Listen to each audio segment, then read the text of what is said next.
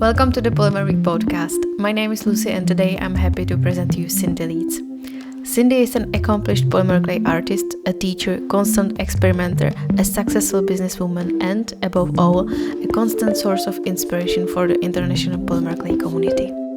Let's find out what is behind Cindy's undying enthusiasm and creativity. Hello Cindy, how are you doing? What's new in your world of polymer clay and in your life? Hi, Lucy. It's so fun to meet you. I've known you for years, but never really talked to you directly. So it's very cool to be here with you today. Lots of things are happening in my world. We recently moved to a beautiful place on Vancouver Island in Canada, British Columbia. And we're just kind of getting unpacked and getting reset up and I just love it here so much. It's just, I feel like I finally got to be where I should have been for a long time. So that's one of the things. And then, there's always the business side of things, building and websites and all that stuff. Wow. What about your new studio? How does it look like right now? Well, it's getting set up. I've got lots and lots and lots of jars of clay and all kinds of stuff. It's a little smaller than my previous one, so I've had to kind of rethink what goes where. I always like to set things up in zones and make sure that it's really efficient. So I spend a lot of time standing there looking at things, trying to figure out what's going to be next and where to put stuff. But it's coming along. I'm really excited about it. We have to say, honestly, that you are well known in the polymer clay community. How would you introduce yourself to someone who is not familiar with your work yet? Well, I would say that I am a student and a teacher of polymer clay. I'm known as the polymer clay tutor, and I teach online. We have an online business where I teach people how to work with polymer clay, and I'm a YouTuber. I guess it really depends on who I'm talking to. If I'm talking to someone young, it's usually a YouTuber. They get it. They know what I'm doing. If it's an older person, I tell them I teach craft classes. I don't know. It just depends on who I'm talking to. What about your husband? Does he still help you with videos and projects that you do? Yes. He works with me full time. We both have been full time for, well, pretty much since we began. 14 years ago now, I guess. And is it 14? It was 2008 when we first got our first video up. Yeah, he works with me full time. He's right now in the process of getting set up with our new studio and everything and new office. He's kind of scrambling to get our new set. We need a film set up, and that'll be in the room behind me. And then, so we can't really do any filming of tutorials or YouTube videos right now, but very soon, and he's working on it, so he's getting set up. But he does all the admin, the filming. I just am the creative person. I do all the making. Maybe would you have any kind of advice for a successful and peaceful collaboration in relationship?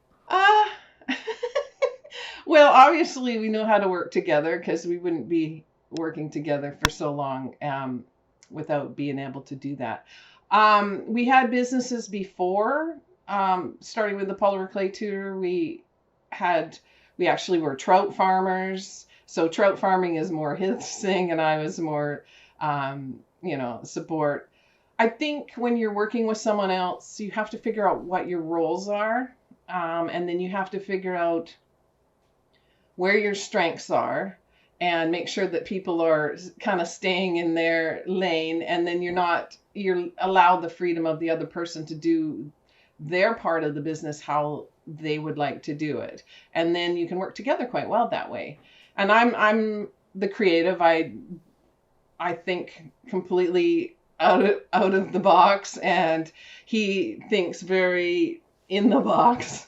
I'm not a numbers person. He handles the numbers. He does the business side of things. He keeps everything in order, and it's just fantastic to have him as my partner. So yeah, if you're going to work with somebody, you got to let the person have their strengths and work with those. So that's so cool. It's incredible that you managed to live next to each other as a partners and also to do some projects and job regularly, I guess, every single day. So you're basically freelancers. Do you like the idea of having the kind of freedom which, you can basically do whatever you want every single day, but with that freedom also comes a lot of responsibility. So how do you feel about that? I think that people think that it's a lot of freedom. It actually is, well, you'll probably know this. You actually have less free time. You have less freedom. You do have freedom with scheduling. So, if someone needs to meet with you at 9 in the morning or 10 at night, you can do that quite easily. But you don't, like, we haven't had a vacation in years. There's a lot of maintenance stuff you do every single day. I mean, I have a bit of a routine, so I try to step away from the business a bit on the weekend. On Friday nights, I go spend the night with my parents now. My mom has Alzheimer's, so they could use some support and some friendship and some, just having me around. So I love to be with them. So I can set up my schedule how I want to, but it isn't a ton of freedom really. It's a ton of work and lots of responsibility. And it's because it's online and it's worldwide. There's no time when you're not on. So, Doug handles all the administration and everything, and he'll get texts in the middle of the night from somewhere across the world that are not texts, but messages and emails and stuff. And they want you to jump on it right away. And we're just a 2-man team. So it's not really possible for him to jump on their question immediately because he's sleeping. So yeah, there's a lot of that, but there's the freedom to take your life in the direction you want to take it to, and there's the freedom in setting things up in how you do things and what works for you and what doesn't work. But it isn't quite as, I can't just go to the beach all the time. I've got lots of stuff to get done. Mm-hmm. And do you set any kind of rules where you want to work? Where do you prefer to have some rest? Is there like a number of hours you work a day that you really try to work in that amount of time? Yeah, I think since I've worked for myself for a long, long time, probably 30 years now, I've been self-employed, different businesses with Doug and stuff. The only way it really works is or at least for me, is to make sure that you have set times that you're at the computer, set times you're at the bench, working on different things and making sure that you are fulfilling all the different things. Sometimes, you might have a crunch, like when we were moving, I didn't get as much social done. In fact, I'm not great at social anyways. I would love to have somebody come in and help me do that. But, I get up every Monday morning and come up the stairs. We have taken the whole top floor of this house and made it business. And it's like I go upstairs, do business. 5 o'clock, I usually go downstairs and do some, cooking and housework, and I always relax. I tend to separate my business and my daytime quite well. Doug isn't terribly good at that. He just works all the time. Would you be open to share with us how long is your to-do list right now? Well, for this week, I have my planner here. Let's see. Wow. It's long. Oh my God. It's always long. Sometimes some of the stuff on there isn't that critical. You may think it is, but it isn't. You usually find out when your feet are in the fire, you usually figure out what's the most important thing to get done, and you do that. And often some of the other stuff can kind of slip away, and you either get it done or you never do. you move on. How do you keep track with everything that you have on your plate? How do you schedule things? Do you use like online planner, or do you prefer write things down on the paper? I actually just use like a paper planner because I have ADHD, and so I tend to jump all over the place. And if I use my computer or my phone for my scheduling, especially my phone, I'll get a notification on my phone, and then I'll go look at that, and then I'll look at, oh, and then somebody has something else great. I run down rabbit holes all the time. So for me, I've figured out that being really routine and then doing stuff in my planner, it's visual. I have a track of it. I just use like one of these regular happy planners, a paper planner that I get a new one every year. I put stickers in it because I like stickers. And, every Monday morning I come in, I fill out my planner, I take my stats, I check all my social stats, all the different numbers to kind of see where I'm at. I put a little green mark beside stuff where I'm either growing or at least staying the same, and yellow marks beside things I see that are dropping a little. Maybe I've lost a few followers, or my reach isn't as high, or things like that. So I have little areas in my paper planner that I do my tracking. And then I have, to-dos, and it's all paper mostly for me, partly because of my age. I grew up with paper. My kids don't even touch paper. They basically, everything's on their phone. I do a ton on my phone. It's not that I am completely don't use my phone, but for planning, I need actual paper that I can write on and erase, and it sticks better in my type of brain that jumps around a lot. Well, we have to say that on your YouTube channel, there are more than 700 of different videos dedicated to polymer clay. And I'm curious, what has changed from you since the moment that you published your very first video? Well, I used to have to wear a lot more makeup because videos weren't as good. We used to use those big industrial work lights that you get at Home Depot for our lighting, and I used to just die from the heat. Now we've got some LED lights. That's better. I'm probably more comfortable, though I've always been relatively comfortable on camera. Don't know why, because I don't really like to get my picture taken that much, but I don't know. I guess I'm a person that likes to be on camera. I kind of enjoy it. I don't know. There's way better filming. Doug's better at filming. The content is our first videos, our first tutorials, and actually our current website, which is we're still working on to get updated, is very dated. Like, it's very 2008, which is really terrible. But we're working on it, and it's getting done. We should be done this year to be able to relaunch. But the first stuff, the very first ones, we laid out crinkled blue paper as the backdrop so that we could have, something that was consistent. And then we changed it to a blue sheet, and I kind of had this little wooden box that we filmed in, and Doug filmed over my shoulder, and it was just one camera. He did a lot of zooming in and zooming out and that kind of stuff. Not a lot of editing, but things are better. Cameras are better. Lighting's better. Skills develop over time.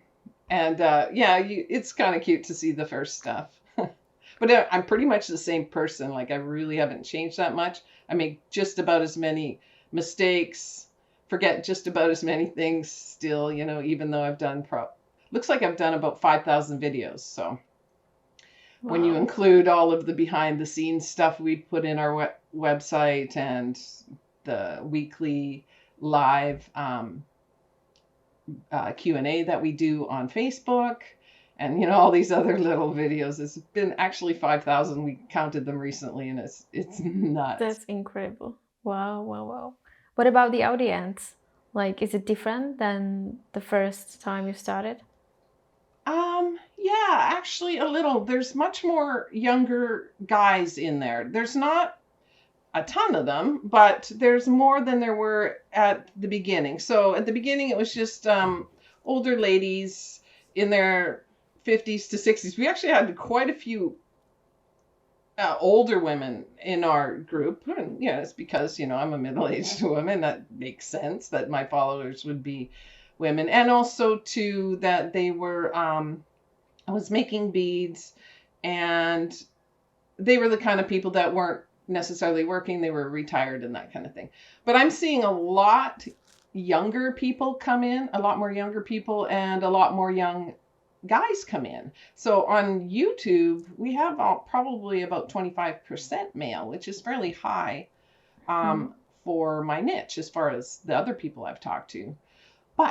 And it's because of all those wonderful guys on there making those great video game characters, and they have millions of followers, and then those young guys need help with baking or scorching or glues or whatever it is, and that's where they land on my videos. So, I'm kind of curious. It's very interesting that you have also men in the audience, because we see a lot of sculptors who are, let's say, presenting their artwork on different social media, TikTok, Twitch. So when it comes to other platforms, have you ever considered to trying also other mediums and other social media platforms than just YouTube? Yes. Well, right now we're mostly on Facebook, and I am on Instagram. I'm not particularly good at being consistent on Instagram, and I've done like 4 or 5 videos on TikTok. I think what the problem is that I would love to be on those, but they're not something that's just natural for me to figure out. And Doug doesn't have time to be filming that stuff. And then I try to do a video and I end up looking pretty corny or something. And then I don't care. Like, it doesn't matter if I look corny. I don't have like too much pride to do poorly first and then improve. But I do want to improve. But it sucks half the day out of my... Like, I'm trying to figure out how to put the labels on or move something or do something cute with it. And, it takes me half the day, and then I've run out of time. So it's more of a time thing. Honestly, I wish I had my daughter here who could just film me and pop out all kinds of great stuff. But yeah, I'm mostly on, Facebook and Instagram and Twitter. I mean, I have an account and I did post there recently, but it's pretty sporadic at best. It's hard because I would have to post all that stuff myself, and I just have a hard time balancing everything. There's a lot to do, but I'd love to be on there more. Speaking about your Facebook live weekly videos, do you really do them every single week? That's a lot of time. Yeah, we're at number 243 we did this week. I just do them if you do something every week and just keep doing them, they add up, so if you just keep showing up, that's the biggest thing. Like, people go, well, how come you have so much volume? Well, I just didn't leave. I didn't stop doing it. So we were at 243. I've only, in the last, whenever we started, I don't know, maybe 4 years ago or so, or 3 or 4 years ago. I think I've only skipped maybe 3 or 4 weeks out of all of that time. Once was my daughter got married, and once it sort of landed on Christmas. I think a couple times it landed sort of on the Christmas holiday, and that's it. Like, I show up every Wednesday and I record it. We do some very cool things with that too. We take it's not just about the 1 hour weekly Q&A where people come in and ask questions. I take those questions after the broadcast and I split them up into all the little videos that go with it. So I've got, anywhere between, sometimes 5, depends on, what I've talked about, and sometimes 20, but the average is around 10 decent questions that I have the question and the answer to, that I can cut out and have a short video. And that's all going into a big vault on our website, the new one that we're building. And then it will also go out in other places, like Google Answers and that kind of thing. So it's kind of, it matters to me. I love having people come every week, but if they didn't show, I still have a long list of questions that I've got. It's taken me sometimes 2 years to get to questions because I also answer the ones that come in live. So the ones on the list could be, quite a long time before I get to. But, there's always content and more and more and more. Do you still feel that there is something interesting about polymer clay for you as you have been devoting your how many years? More than 14 years, yeah. Yeah, more than 14 years to this material. Do you still feel that there is something to talk about? Do you enjoy that? Oh God, yeah. The coolest thing. I mean, you can tell that I love supplies. I mean, I love supplies. I've loved supplies since I was a little girl. And I used to teach craft classes in all kinds of different mediums. And the coolest thing about polymer clay is that I feel like you just can't get bored. There's just way too many options. So yeah, maybe I'm tired of making beads and I could do some earrings. I could do jewelry. If I don't feel like doing jewelry, I can make figurines. I made some really cute little video game characters for my nephew for Christmas, and I loved doing that. And I'd never really done any sculpting or any characters or figurines. And, most of my followers aren't really video game character makers, but I enjoyed the process. And you can make it look like metal, you can make it look like wood, you can do miniatures, you can make it huge, you can make it small, you can make decor, you can sand it, buff it, drill it, paint it, anything. So if you are bored with polymer clay, you're a boring person. Mm-hmm. Like, I can't imagine how you couldn't, I can't imagine how you would get bored of it. I mean, I could see you moving off and doing something else, but, it's very exciting. And I don't mind hearing the same question over and over and over. Everyone asks it in a different way. So, and over time, my opinions might change a little. Maybe there's a better product. Maybe there's a product I hate now that 10 years later, it's now flaky or sticky or something like that. Maybe there's a product that's been discontinued, or techniques or my skills have changed. So like it's an evolving thing, and I've never gotten bored of it. Just never been bored. And do you still remember the very first time you worked with polymer clay? Yeah, actually on my desk I have this it's a little bag of this first cane that I ever made. And it's pretty terrible, but I was so proud of it.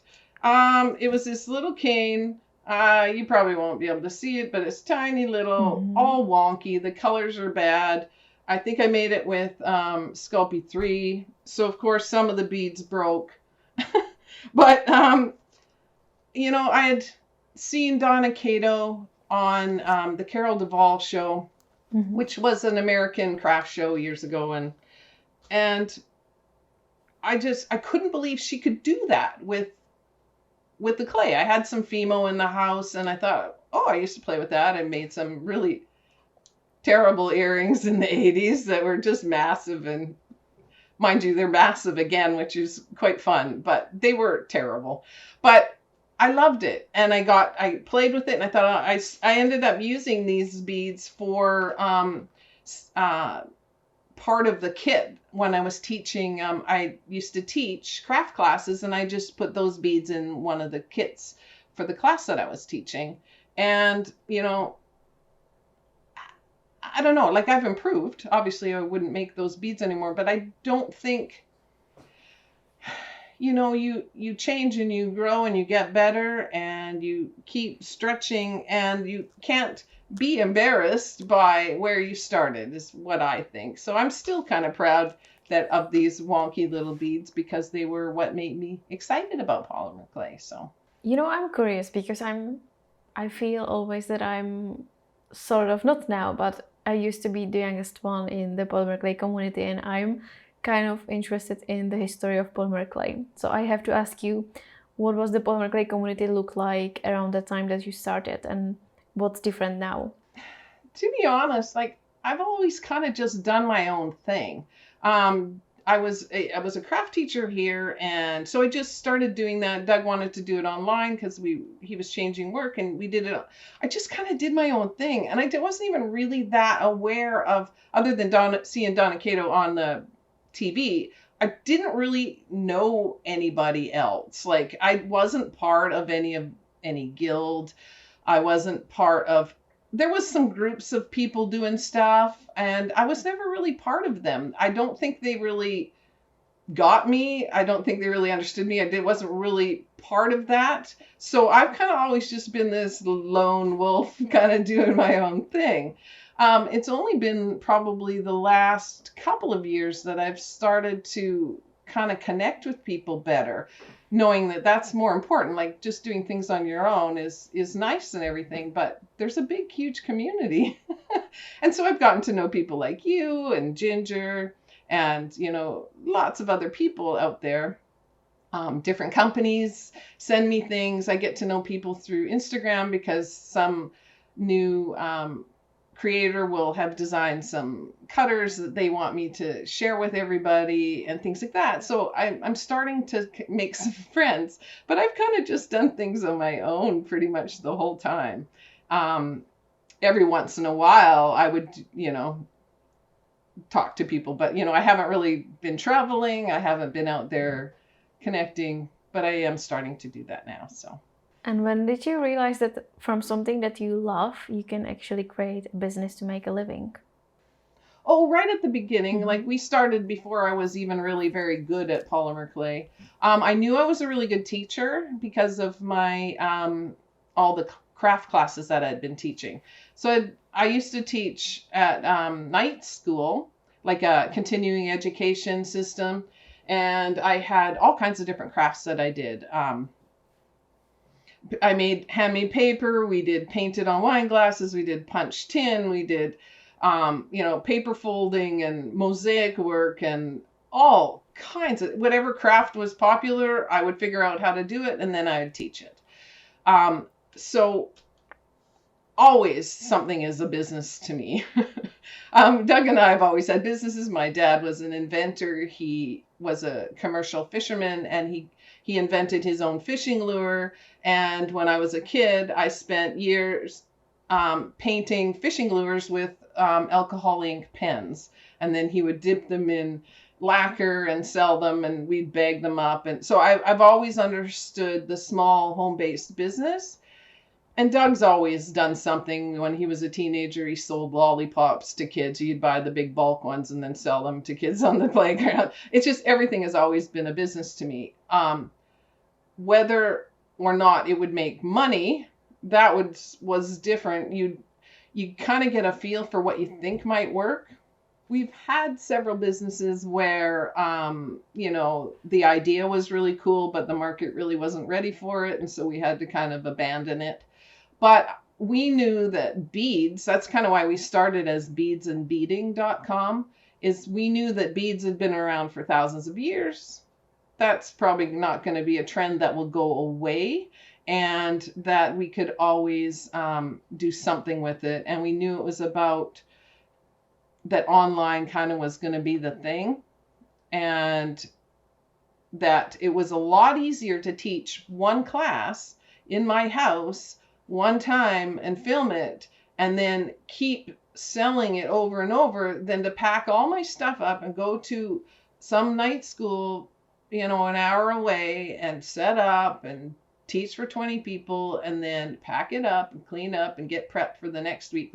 So we understood that there was a business model there right from the very beginning. With running your website and shooting so many videos and taking care of your YouTube channel, do you still have time to create something from Polymer Clay just for you, just because you love that? Now, not as much as I want to. Sometimes there'll be a present or something that I've made that, sometimes there's an excuse. Like when I did those little figurines, there was an excuse to make something for a Christmas present for my nephew. Didn't know what to give him, and I knew he was really into video games, so I made some stuff. But I honestly don't make that much stuff for myself. except for I made a pair of earrings this week. Mm-hmm. So I made a pair of earrings. I didn't film it. And I did take a couple pictures and put them on social, but I didn't film it for my people. I just 100% did it for myself. I grabbed some clay. I rolled out some scraps. I was actually just mixing some scraps up to clean up my area. They looked cool. I had some cutters sitting there, and I thought, I should cut them out. I need a new pair of earrings. Mine are getting a little dated. And I made a pair, and I played with it, and I just kind of snuck some time in, and it was 100% for me. So yeah, from time to time there is that, not as much as I would love. Mind you, when I am in production mode, I keep all my stuff. I don't sell it. I mean, I have some stuff I probably should sell because I have a bunch of, duplicates and things. And I have to get around to figure out what to do with all of that stuff. But I keep most of my ear. If it's something turns out really cool, I want to keep it so that I can re-show it and show it again and again and bring it out. Monica here is my mannequin. We named her Monica in one of our live broadcasts. We wear polymer clay jewelry and she needs something to wear. So, I always do a me and Monica segment on my live broadcast. And it's my way of showing some of my past jewelry and, different things. It's quite fun. And I enjoy her company because she never talks back. Mm-hmm. Wow, that's funny.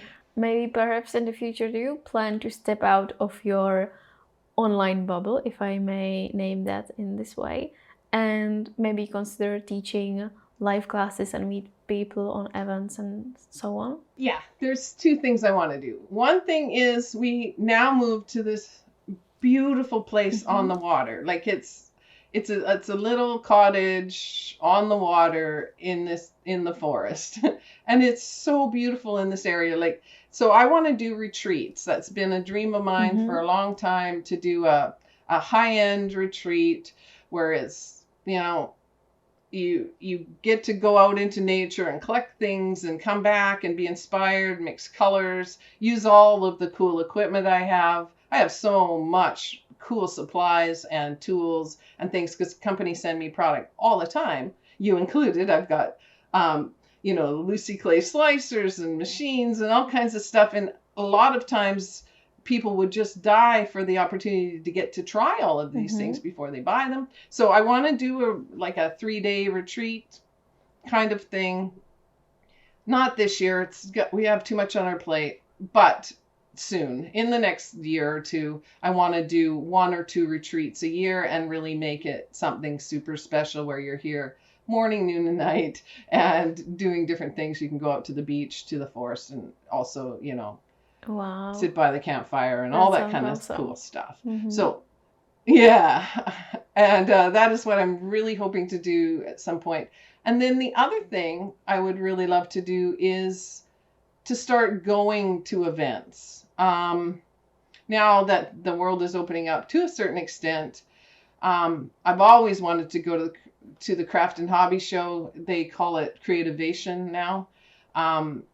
It's not a polymer clay event. It's a craft hobby supply event. But I love supplies. I love supplies and tools, and I love seeing how I can make them work in the polymer clay world. I love to test them. I love to review them. That's probably the thing that makes me the most fired up, is seeing if I can figure out how to make a technique, or see if this paint works with that thing, or this tool works with that, and how to. So that is one of the events I want to go to because that's where all the manufacturers are.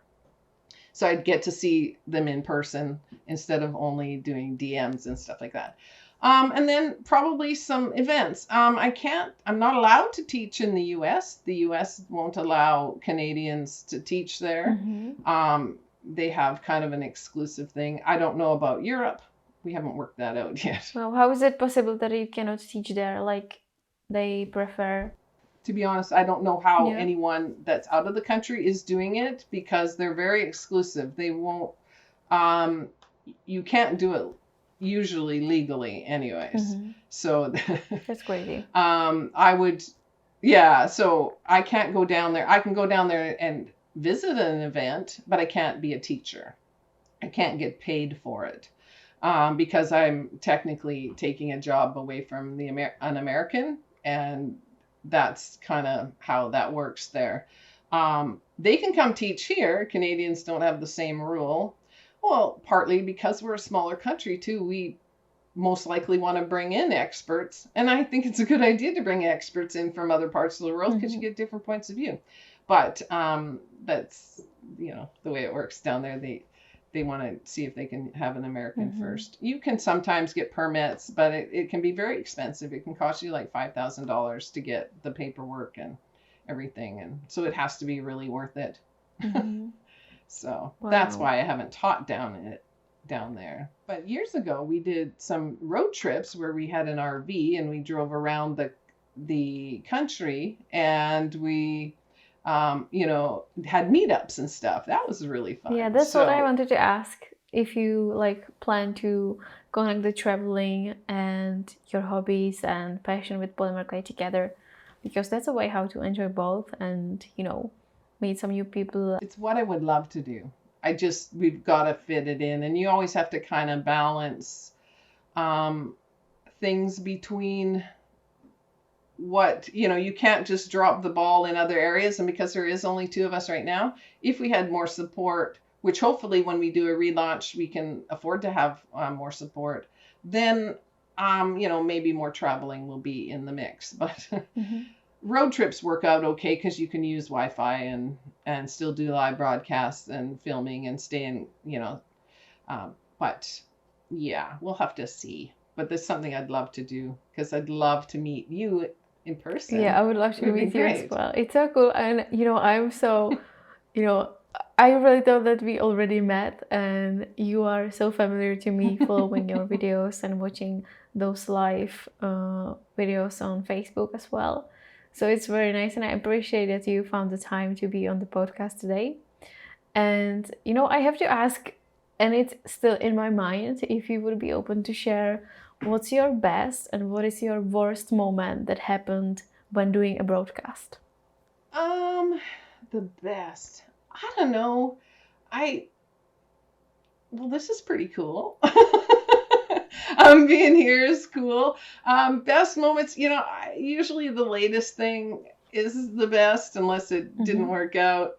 The worst, I don't know. Oh, one time on Facebook, some spammer came in and kept spamming and saying all this stupid stuff in the chat, and because I am ADHD, I just kept looking. I couldn't ignore this person, and I kept trying to cut them out. Yeah. And I couldn't figure out how to block them because that had never happened before. Because usually, I really get very little hate. Maybe it's because I'm like a 5-year-old kid most of the time, and you can't be mean to a 5-year-old. So I don't know. I don't get much hate, and this thing was throwing me off, and it was getting all mixed up, and I was trying to just cut them out, and finally got them blocked, and then I could kind of think straight. But I was a little rattled for a bit. But other than that, I don't know. I'm okay with making mistakes. I'm okay with things not working out, and I'm usually just as excited now as I was before. And I don't know. I don't have best and worst that much, really. Everything is all good. Well, I have to say that I appreciate what you do, because I can imagine how hard and difficult it must be to, be open and think about what you're going to say, but also in the same way trying to catch up with people in the comments, writing questions and, asking about some details. So how do you manage to do both things at once? Well, what I do is I look over at the question, I read out the question so everyone hears it, and that's when I'm absorbing what the question is. And I just have so much stuff that I've learned over the years that it's all just sitting there. So I just figure out what the answer is. And if I don't know, I'll say so. One thing that does happen though is I do lose track of the conversation then, because now I'm funneled in answering my question. And I have had it where the broadcast, the audio is gone. I'm still talking because I'm in the funnel there thinking, and I missed everybody yelling at me going, Cindy, Cindy, Cindy. There's no audio. I've done that, but It's okay. It's fine. Yeah, I think, I've always really admired you. Like, you're so young and so skilled and so professional. I mean, I see the level of your skill set is amazing for such a young person. And I really wish that I had had the opportunity to start so young too. Like, I started this, okay, so I'm 55 now, and I started 14 years ago, so I was an older lady. Like, I don't consider myself old. I'll be hopefully like Betty White one day, so old wrinkled lady still doing stuff. But I just, if I had, like, art was never valued other than from my family and stuff. It wasn't valued when I was young. It was go to school, get a degree, be a scientist, and, get a career and that kind of stuff. And I always just, I tried a million things. I had 40 different jobs, and I'm not lying, like 40, 39 maybe, or 41, but it's in the 40 range of different kinds of jobs that I had, sometimes 3 at the same time, and sometimes businesses with Doug, and sometimes side things that I did. And I never really got to see value in being creative until we got online. Like, I mean, I when I was doing the craft classes, I did get money paid for that, and so I was starting to start seeing the value of that and teaching and crafting. But crafting was always just this thing that I was good at, and everyone assumed I would be good at it, and that was fine. But it never had a monetary value until later in my life. And I finally feel like I found myself, so I'm not going to be leaving anytime soon. I don't, I'll be around till I'm a very old lady, but I do admire and really almost envy you and the young ones that get to start right away and feel confident about it and feel valued for it. It's a very cool skill that not everybody can do. And it finally is getting, because of YouTube, it finally is getting valued. One of my kids' friends, my son Fisher, his friend, asked me he said, "Oh, I hear you're a YouTuber." Like, he was all excited. And I thought that was the coolest thing ever, because I've talked to lots of older people and they don't get it. They don't understand it. It's not a real career. What are you doing? But the young ones get it. And I'm so excited about that for them, and for all the creative types that have always that love to be in front of cameras and talking to people or teaching, or love their favorite thing, whatever it was. And well, yeah, I totally understand. You know, you said that you almost annoy me that I started young, but the truth is that the reaction you got from the boy, is something that I'm desperate to get from my grandparents or from those who have no idea what's going on. So there are always two sides of the coins, I would say. And it's true that doing these things that are more about online stuff and creating your own business is hard to explain. And I remember in the interview that we did with you last months ago, I remember that you also have a problem to explaining what's your job. So the truth is that for different kind of people, you have a different answer. So how do you deal with that? Would you be rather, like totally open to say what you are doing and what you really love, and maybe stop explaining to people that this really has some kind of point or value to others? Because sometimes it's really hard to understand what's going on in this micro world of polymer clay. Yeah, I guess I don't really care what other people think that much. I'm sort of a weird combination of really care and really don't care. So I really care what my family says, and I care if somebody says something mean to me. Like, it really bothers me. And I go, well, why wouldn't they why would they be mean? But then I don't care. Like, I've always been very independent, like, kind of do my own thing. So if I understand, like, I rarely am convincing anyone to don't justify my life. Like, I guess because I did so many different things, everybody just assumes that I'm just, I think it's the amount of time I've been in it that the people that are important to me, my family, I want them to think that I'm cool and got a proper career and that I'm a successful person. I think it's just been the sheer amount of time that I'm still doing it that, and we have a house and property and stuff. They go, oh, okay, I guess it must be legitimate. So with them, and now my siblings, like my siblings are a little bit younger than me. They both recently said that they thought it was pretty cool what I was doing, which I was surprised at because they hadn't really said that in the past. But, I don't know. Like, I guess I don't really have anyone that I have to justify it to. And if somebody doesn't get it, I don't worry about it.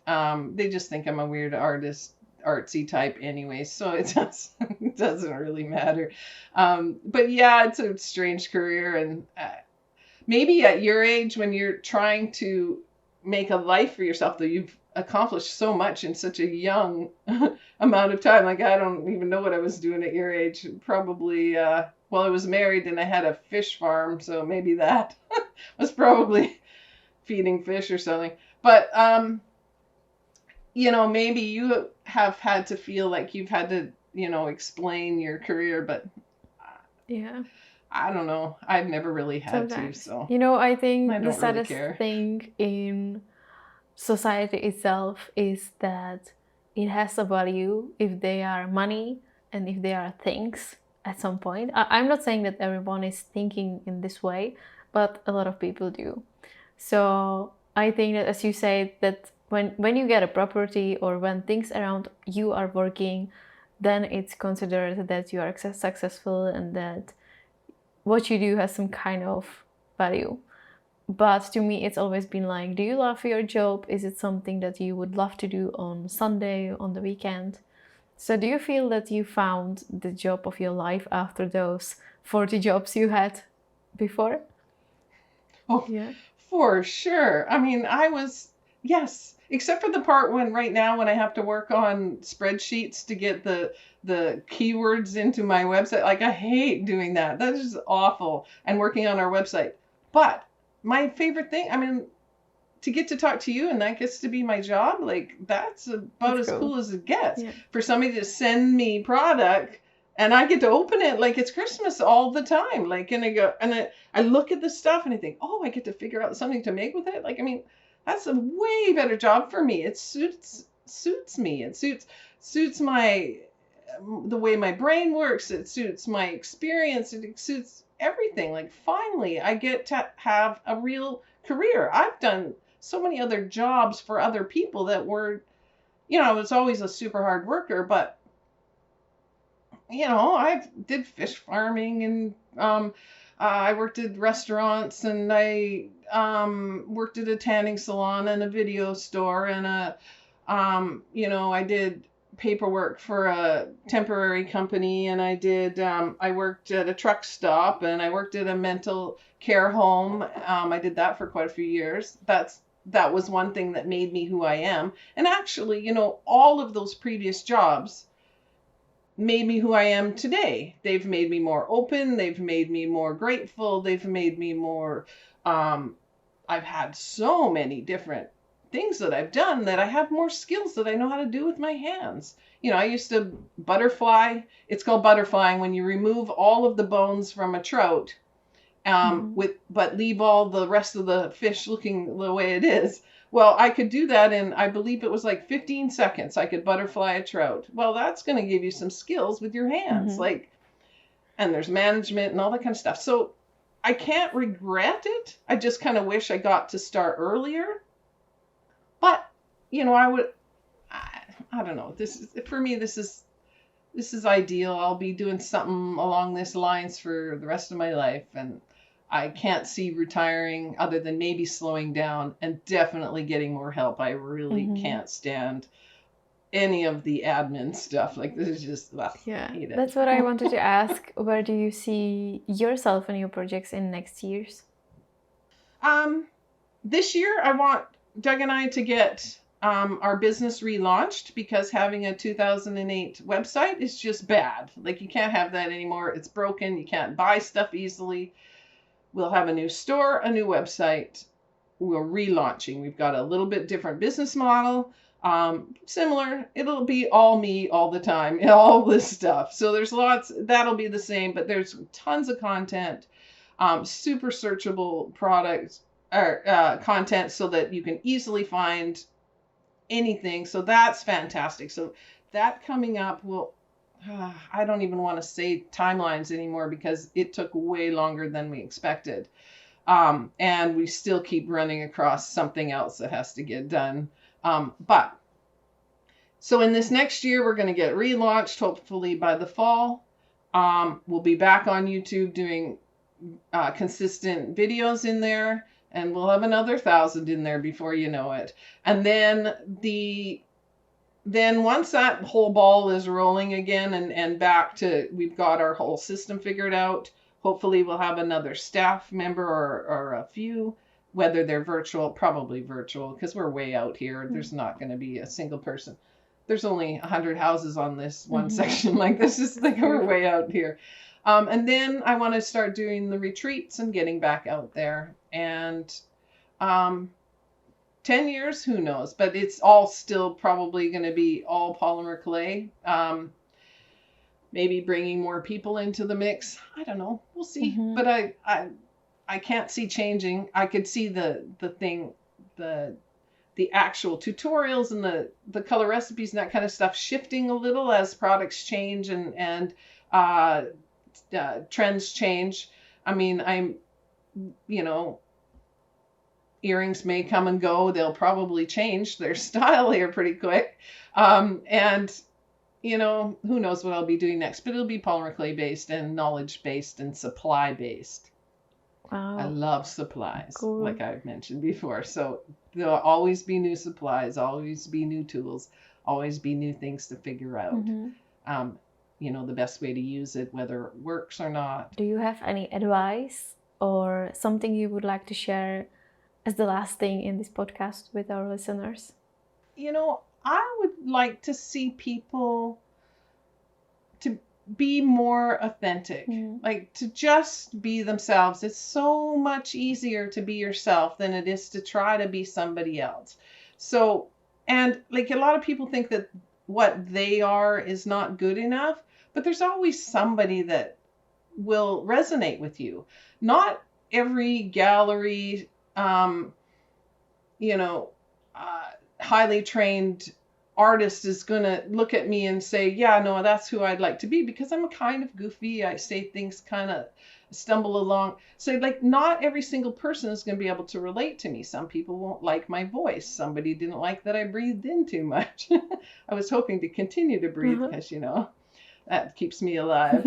But, if you're really authentic, the way the world works now with the exposure that we have, you can find your people, and you don't have to, you can just be you. And that's the easiest thing to be. You'll do the best at it. So that's probably the big thing. And then if it's Polymer Clay that you want to get good at, you have to just do it. You can't just watch always. You have to open up the package of clay and you have to actually just play with it and not expect masterpieces at the beginning. But to always stretch. Like I always describe learning, like I say that I'm a student and a teacher because I'm always learning. There's always something that I could learn to do a better job next time. But I'm not going to say, oh, I'm a loser because I did a poor job.